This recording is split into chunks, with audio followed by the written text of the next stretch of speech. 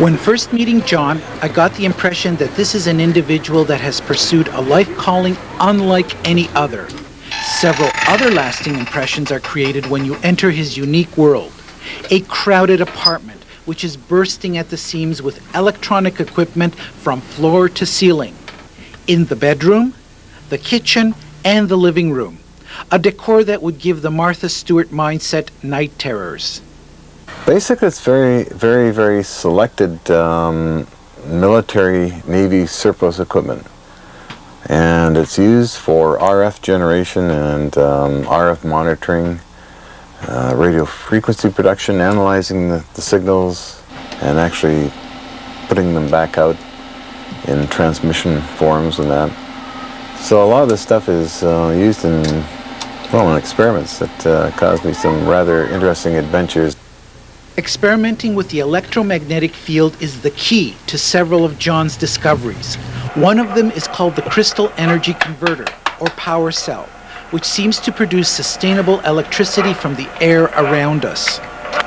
The technology itself was, again, the Casimir cavity resonances, using roughly about 25 to 30 millimeter diameter crystal wafers of different materials like silicon, germanium, and many other wafers that were inside a tube.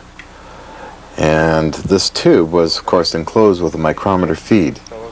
And on the outside of that was a barium titanate cylinder, which is got piezoelectric properties, and it resonates at 18 kilohertz. This thing turns into like a supercapacitor. So when this started to work like this barium cylinder, barium titanate cylinder would amplify the energy, and then I would get a crude form of direct current. So this inspired me to build up on it with good engineering practices and build a very large one. John gave a demonstration of his portable crystal converter at the end of a successful 1995 Japanese lecture tour on new energy in Hiroshima. I did my demonstration. I had 2 TV cameras on me, and there was a third at a distance covering all of this. And I gave the demonstration, it worked fine. Then I decided, without even doing anything, just take everything all apart, just destroy it. This is my end demonstration. Time to destroy the thing. So I took it all apart. And the TV people got in there with their lights and all that and checked everything, and there's no batteries. Since there is no visible source of energy generation, these devices are running into resistance from the current scientific thought. They seem to be violating physics' first law of thermodynamics, the conservation of energy, which means that you can't get more energy out than you put in. It's not that. That's why this new energy discovery is perceived as the old idea of perpetual motion, creating energy from nothing in a finite closed system. The theory in quantum mechanics proposes that such devices operate in an open system, harnessing the energy present in the vastness of space. It is believed that the crystal converter works on the principles of the Casimir effect. In 1948, Dutch physicist Hendrik Casimir discovered an effect to release heat using small charged plates that utilized fluctuations of the electromagnetic field at a very high frequency. This new energy source appears in the equations of quantum mechanics as early as 1925. Today it is called the zero-point energy field. It produces jitter with fluctuations of electricity in the atoms of molecules at 0 degrees Kelvin, the point in which molecules are supposed to cease movement. Zero-point energy is difficult to measure and validate because it interacts with all elementary particles.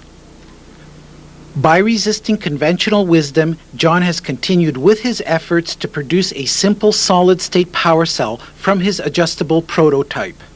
The plates have to be charged, and they have to move together. That's a bit of a problem. The moving them together, I would use a tunable micrometer. But after a while, all these little plates would break down because of the heat and distortion and the pressure from the little micrometer. So I had to think that what else could I do to have something that is usable, practical.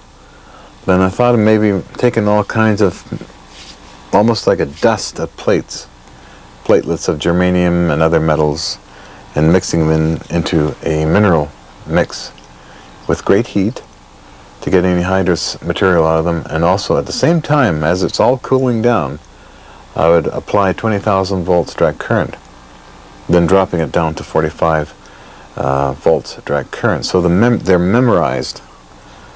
John continues to refine the development of his power cell with the help of modest foreign investment. He's been able to reduce the size of the converters to those of conventional household batteries.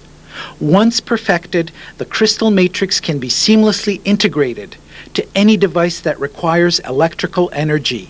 The changes could be revolutionary. It's even hard to conceive of because it's so vast. It can incorporate all aspects of electronics, propulsion, transportation. For the environment, it would create more industry in changing over from fossil fuels into more modern vehicles for transportation and that. So it'd create a lot more jobs. Basically, we're dealing with a zero emission problem and actually using natural materials to harness this energy, meaning it's basically just minerals. When it comes down to the technology, it's exotically simple in production, and it's also factory compatible. Zero-point energy is a hot topic in certain small scientific circles. Recent developments in quantum physics indicate a possible massive energy source. It's been calculated that 1 sugar cube size, or 1 cubic inch, or Hal Puthoff says 1 cubic foot of this space-time right here now, right in front of us, around us, if you can capture that, there's enough energy in that block to power the Earth's energy needs for 100 years. Richard P. Feynman, Nobel Prize winner, states a light bulb-sized piece. A U.S. patent was issued on technology based on this energy source.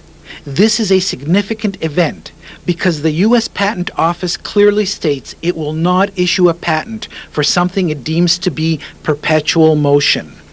It's interesting to note that my competitor in this has a U.S. patent already, Dr. Franklin Mead, who does know my research. And if one was to study that patent through the United States Patent Office, one would see it's very interestingly similar to my stuff. As the application for a patent draws near, there is still much research and development required. Since the lack of interest by Canadian scientific institutions is clearly evident, a growing foreign interest will most likely provide the financial impetus to bring this discovery to fruition. At least Canadians will be able to breathe easier, knowing this technology will contribute to a cleaner environment.